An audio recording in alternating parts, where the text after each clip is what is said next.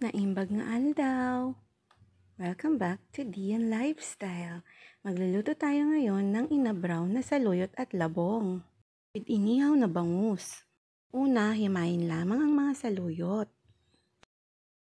Tumataas na nga rin pala ang presyo ng mga gulay. Kaya mas mainam pa rin na magtanim tayo sa ating mga bakuran. Pagkatapos himayin ng mga saluyot, isunod namang hiwain ang mga kamatis. At kapag handa na lahat ng sangkap, kumuha na ng kaserola.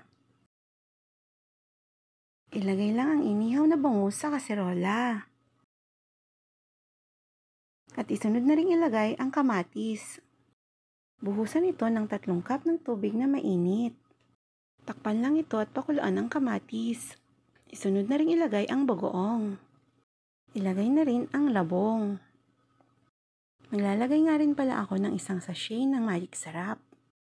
Pakuluin ulit ito at isunod na rin ang saluyot. Luto ng ating tanghalian, mga tayon. Thank you for watching. Until next time, bye-bye!